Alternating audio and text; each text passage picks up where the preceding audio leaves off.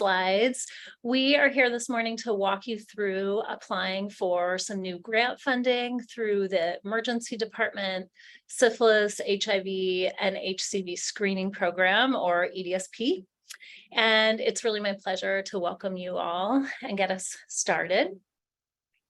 So as I mentioned, I'm the program director for EDSP at the Public Health Institute's Bridge program.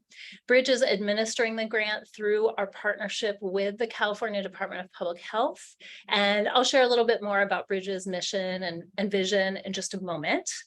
But first, I just want to say that I'm here with my co-presenters from Bridge, Elizabeth Woodford, our Finance and Contracts Manager, and Francesca Chiquin, who's our Program Administrator. And we really want to start by welcoming our partners in EDSP at the California Department of Public Health. Today, we have one of our collaborators with us, Ashley Doctor. And so I'll pass it over to Ashley for a moment. Thank you so much, Cynthia, for the warm welcome and good morning. And thank you to all of you for being here today.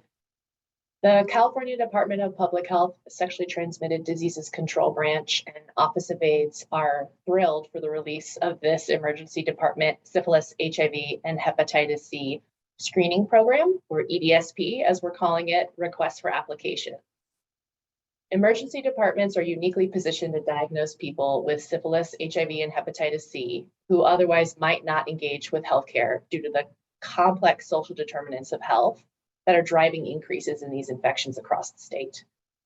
Bridge is a wonderful partner to support the rollout of the screening program. They have established relationships with well over 200 hospital emergency departments and a proven track record partnering with them to establish patient navigation and linkage to care models with a health equity lens. I want to thank you all so much for your interest in this request for applications and for joining the webinar today. We are very much looking forward to working with Bridge to implement this exciting program. Thank you so much, Ashley. And we can pop to the next slide, please, with the agenda. We will stay on this for a moment so y'all can review.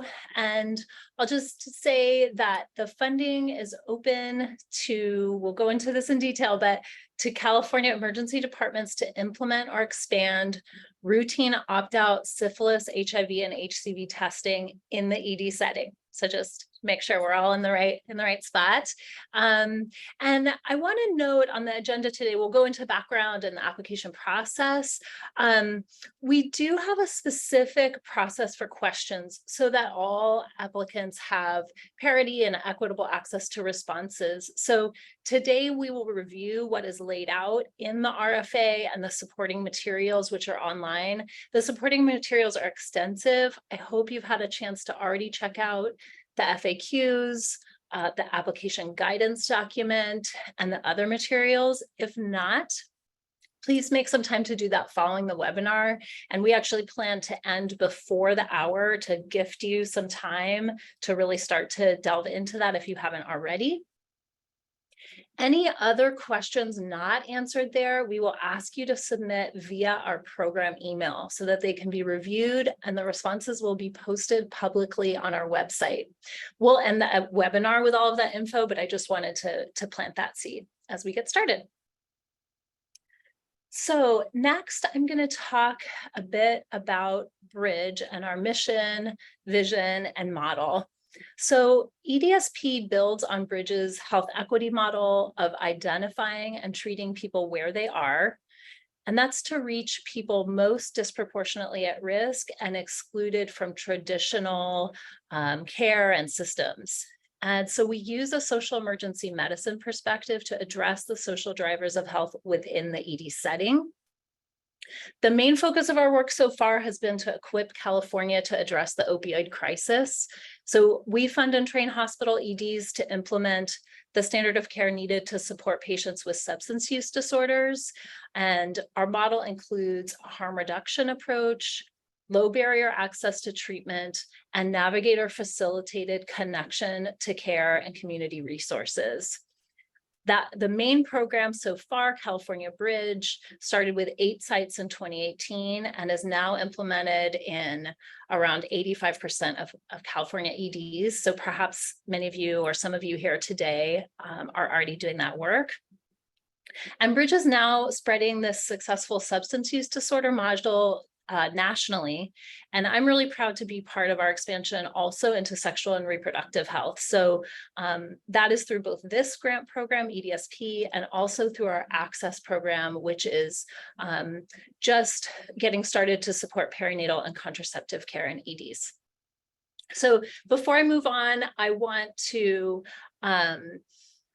just kind of dwell for a moment, root for a moment in the Bridge model, because it's a really critical part of the ED screening program that we're talking about today. And so that is that together in the ED, a clinical champion and navigator bridge gaps in traditional treatment, integrate harm reduction into the hospital culture, and link patients to ongoing care. And our focus on navigators and navigation is really supported by a growing body of evidence that demonstrates how peers can serve as an essential role in every emergency department to navigate patients to care. So if there's any navigators on the call, we really celebrate your expertise and your experience, and any of you who work with navigators, please take a moment to uplift their work later today. Thanks. We can go on to the next slide. That's perfect timing. So let's focus on EDSP now, what we're here today to discuss. These are the questions that I'll next address about the program background, goals, requirements, expectations, and support. So first off, what is the issue? On the next slide, we'll talk about why syphilis, HIV, and hepatitis Z virus, or HCV.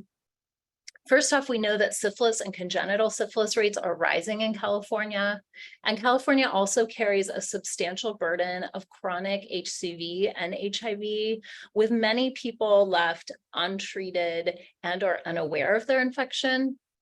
Syphilis and HCV are curable, and HIV treatment can render the infection undetectable and untransmittable. So through viral transmission, people can be helped to live longer, healthier lives, and also to eliminate sexual transmission of HIV. And why opt-out testing? And maybe what is opt-out testing? So opt-out testing is when patients are notified that testing will be performed unless they decline. And opt-out syphilis, HIV, and HCV routine testing is recommended best clinical care by the CDC and by health departments, regardless of reported risk behaviors. And here in California, it's also supported by state law. And opt-out is an effective strategy to identify infections, begin immediate treatment, link to care, prevent transmission, and also promote health equity. And in this program, we do that through the ED. This audience is already well aware that for those who experience barriers to routine care, EDs are often the sole point of contact with the healthcare system. And so that's how we can reach patients where they are. I'll talk next about the funding and program goals. This grant was funded through Assembly Bill 179, which appropriates funds to both strengthen testing as well as includes navigation, treatment, and prevention.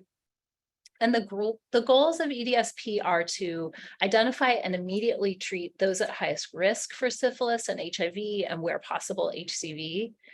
And that really reflects that in EDs, immediate treatment is now common for syphilis and is growing in popularity for HIV. The program aims to help control these epidemics and decrease statewide morbidity and mortality, and really to utilize ED's unique position to improve the treatment system. So that's by linking patients to services, to Ryan White clinics, to FQHCs, to community programs and other wraparound services, and to local health departments. And through all this work, we aim to further health equity and address the social drivers of health for those most, in particular, for those most disproportionately affected. So eligibility for this grant includes all California acute care hospitals with emergency services. So we'll drop the link. It's also on the RFA if you're unsure if your setting is on the list of eligible sites. Awards are intended to support a diversity of EDs at different volumes in both rural and urban settings. And really importantly, an ED will be considered for funding if it seeks to implement routine opt-out testing for syphilis, HIV, and HCV, so that means all three, or if it seeks to expand or sustain an existing program. So one example of expanding or sustaining a program, perhaps an ED is already doing routine opt-out HIV testing. In that case, it may seek funds to expand the program to include syphilis and HCV along with navigation services. So next I'll talk about the award and the deliverables. The base award is $375,000 per hospital site over 2.5 years.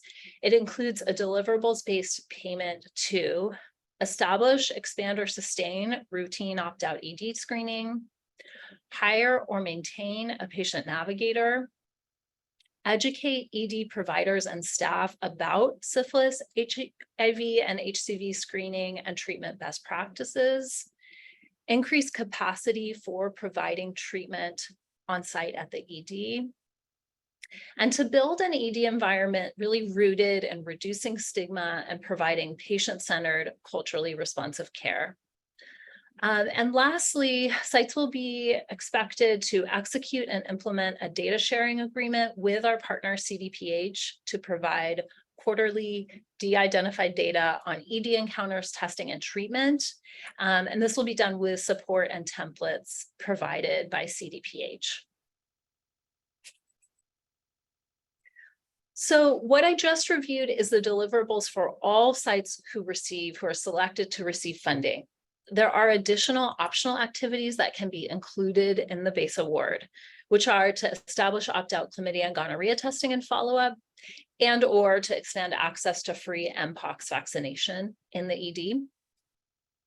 In tandem with the base award, sites can apply for supplemental navigator funding if they meet certain criteria. So that would be to fund an additional full-time navigator. The criteria are to either have more than 65,000 ED visits annually, or to have more than 35,000 ED annual visits, have already implemented routine opt-out testing for syphilis, HIV, and HCV, and have either a syphilis or HCV positivity rate of over 5%. So as you can see, that supplemental funding is really intended for hospitals who need increased capacity and cannot fund it through other sources. So lastly, before Elizabeth and Francesca walk us through the application process itself, I will review the important pieces of what funding sites can expect. So first off, what we are expecting of hospitals, we're expecting hospitals to implement ED opt-out testing programs for syphilis, HIV, and hepatitis C virus infection, to begin treatment as appropriate, and to provide patients with education and linkage to ongoing care. And we expect sites to take a syndemic approach which includes person-centered, trauma-informed care, a focus on racial and social justice, and harm reduction. And in turn, hospitals can expect Bridge and CDPH to provide training and technical assistance and support. And that includes regular webinars and trainings for clinical champions and navigators, a monthly of community of practice, which is ongoing and which is hosted by CDPH. It includes sites who are already doing this work as well as interested in this work for training and to really develop community. New site kickoffs, ongoing coaching and tools, and later in the grant period, also guidance on sustainability of the program. CDPH will provide support in data submission and quality improvement.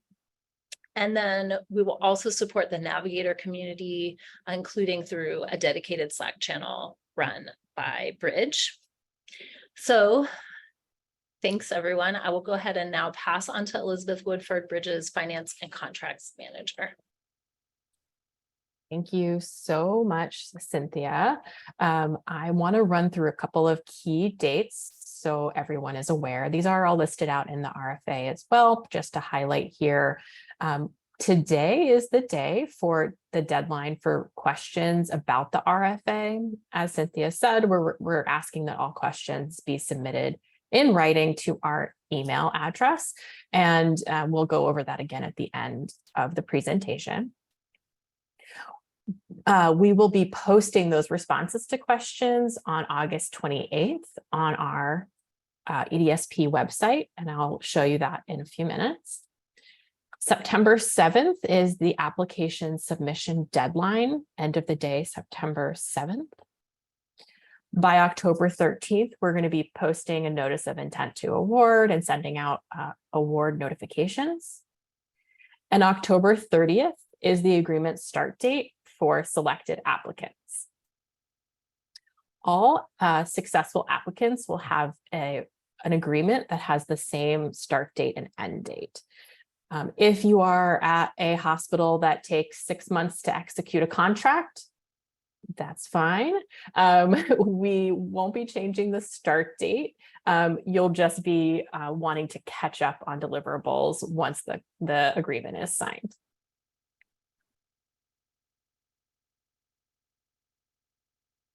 So next, I'm going to take us directly to our EDSP application page. The link is here. It will also, I believe, be dropped in the chat in your post-event email. But let me take you there and we'll do a live walkthrough of the application website.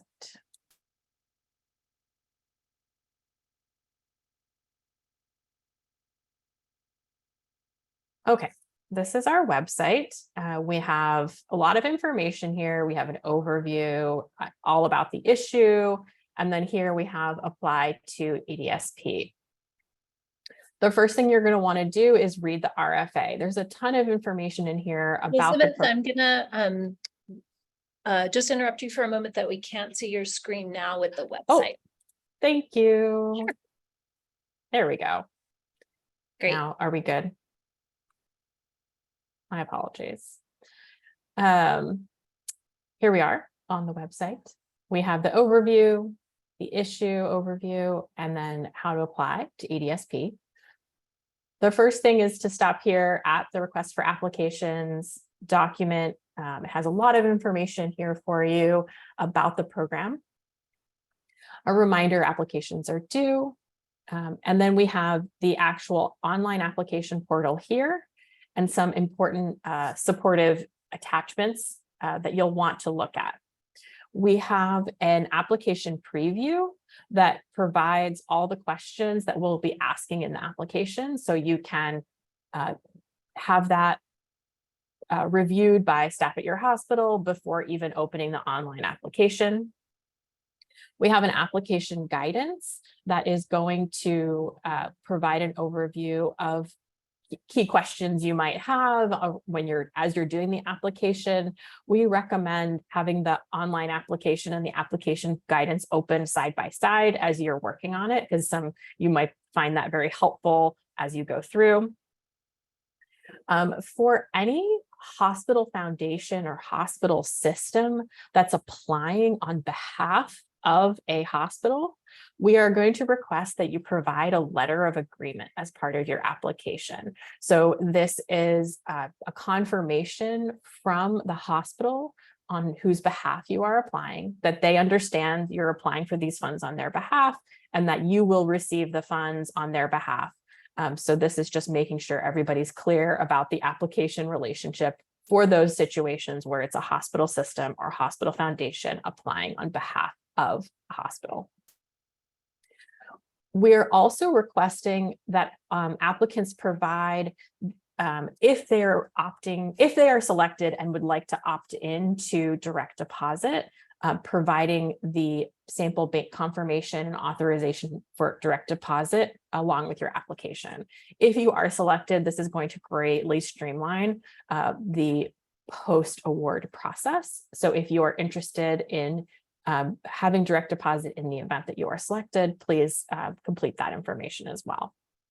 My colleague Francesca is going to walk us through the online application portal in more detail, but I did want to also highlight our frequently asked questions here.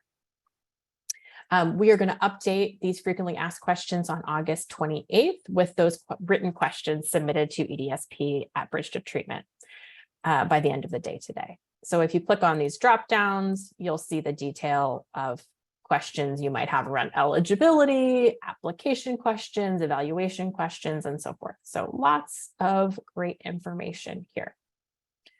I'm going to take us back to the presentation and then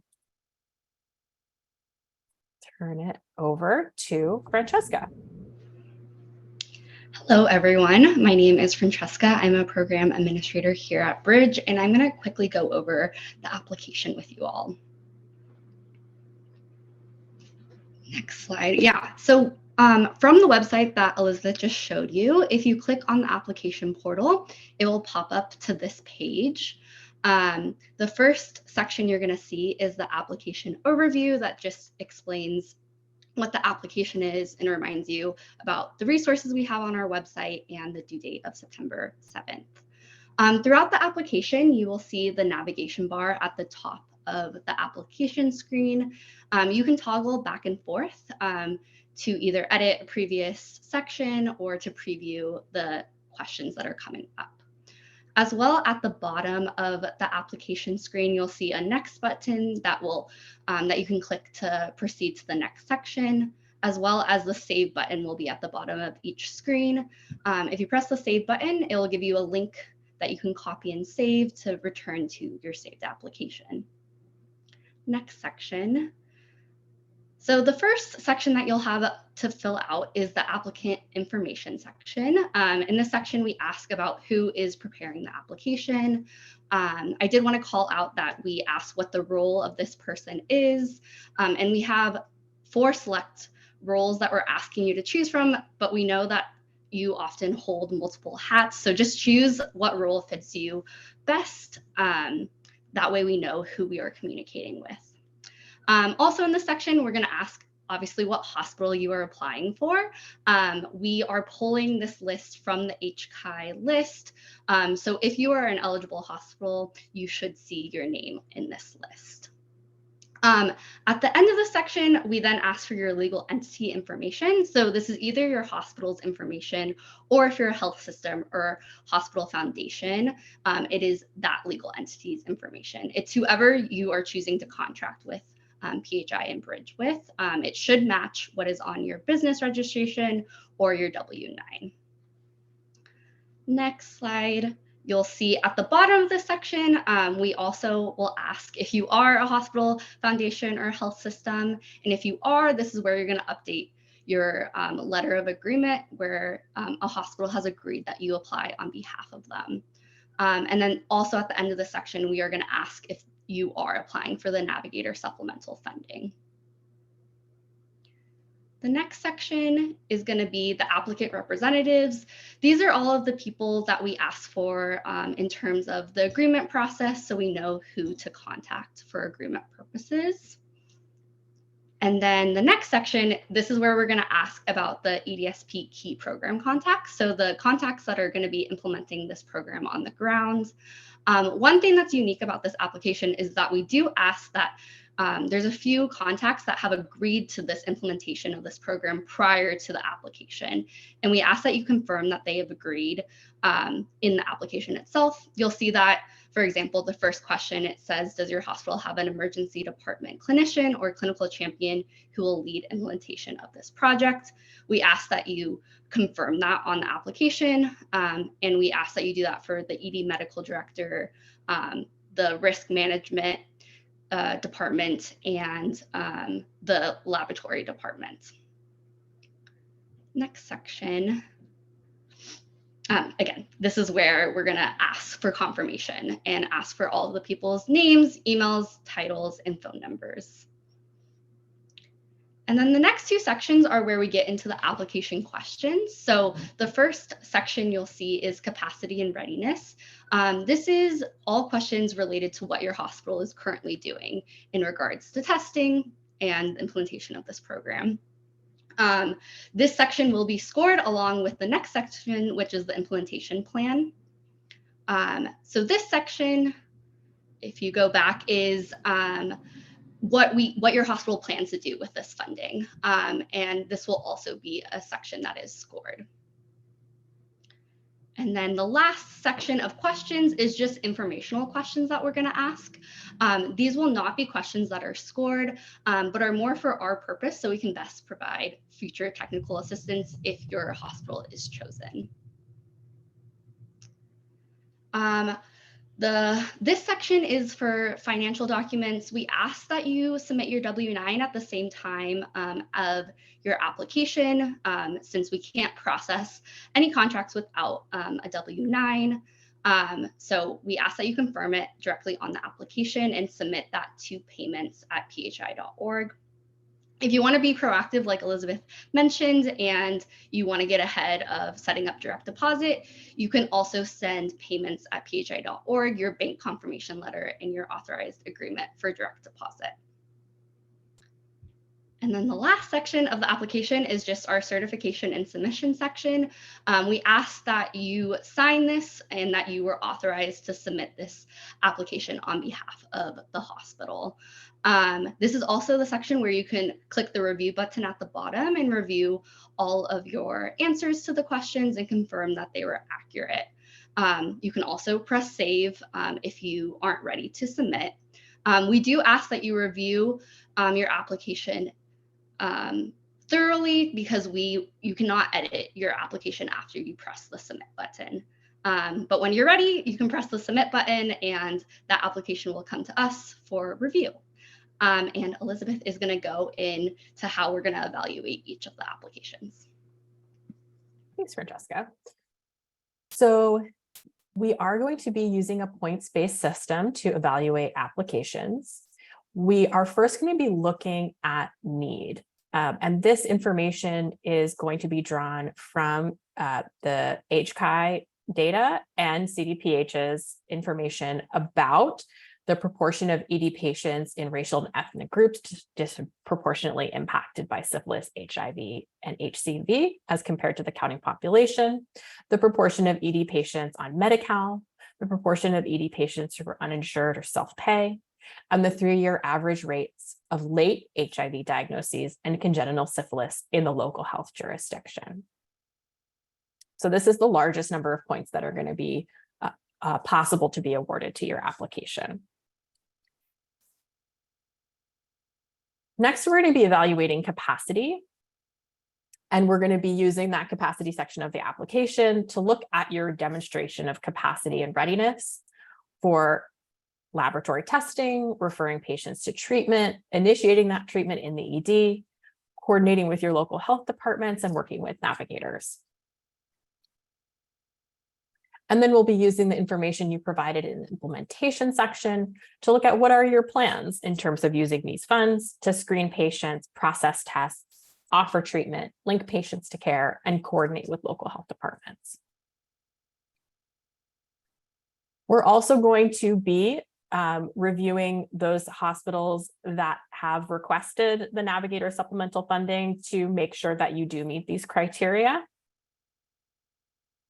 Without meeting these criteria, we will not be able to fund that additional supplement. All right, so that's a very brief overview of evaluation. And I'm sure after all that we have gone through, you have many questions. But as Cynthia said at the top, we are not taking verbal questions today on the webinar. We want to make sure every applicant has the same access to the questions and answers. So if you have questions, please email them by the end of the day today to EDSP@bridgetreatment.org. The answers will be posted on that website that we looked at earlier, but on August 28th, 2023. And I really encourage you to take the remainder of the time we have to review the RFA, the existing FAQs, the application guidance. And if you still have questions, please email us and we are going to be happy to answer them on August 28th. Cynthia, did you want to close us out? Sounds great. Thank you so much, Elizabeth and Francesca, and everyone for your active participation and for being here. We hope that was one layer of taking in information. I know it can take a few layers, and so that's why we have all of the supporting materials on the website. And as I said, the gift of time, hopefully you can just use this time that you already have blocked out in your calendar to review all of the materials. Let us know what questions you have. We really look forward to receiving your questions as well as your applications. We'll stay here on just for a few moments to make sure everyone can get the links here from the chat and head on over to the website. Thanks so much. I'll really appreciate you.